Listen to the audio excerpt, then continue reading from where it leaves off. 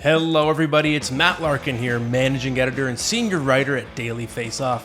And when we talk about the trade deadline, we look back, we like to think about the big blockbuster deals, but sometimes it's the under-the-radar trades that actually put teams over the top. So I want to count down for you my top 5 under-the-radar deals of the salary cap era.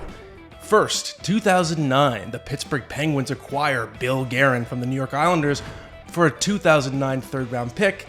And at this point, Bill Garen's 38 years old. He's winding down a very productive career. Penguins had lost the year before to Detroit in the Stanley Cup final. They needed that veteran leader. Bill Garen comes in. He provides some levity, some leadership, and he has something left in the tank, 7 goals, 15 points, helping the Penguins win their first Stanley Cup of the Crosby and Malkin era.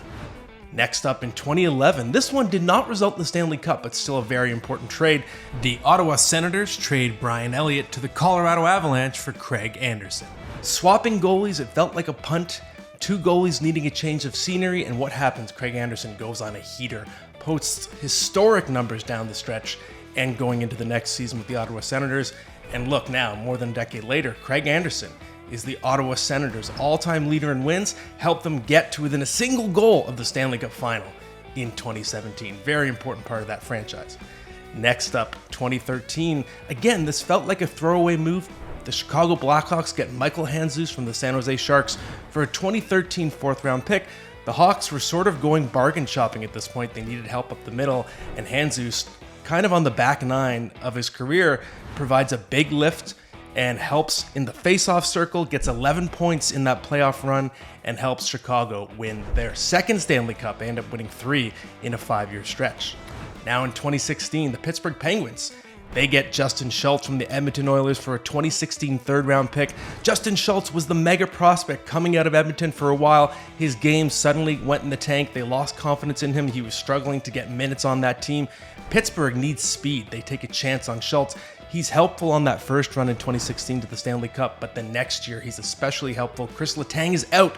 Justin Schultz finishes top 10 in the Norris vote that year and is a major component of the 2017 back-to-back Stanley Cup champion team. And lastly, in 2018, the Washington Capitals acquire Michael Kempe from the Chicago Blackhawks for a 2018 third-round pick. And again, this felt like kind of a throwaway trade. Kempe on a weak Chicago team struggling to even find his way into that lineup.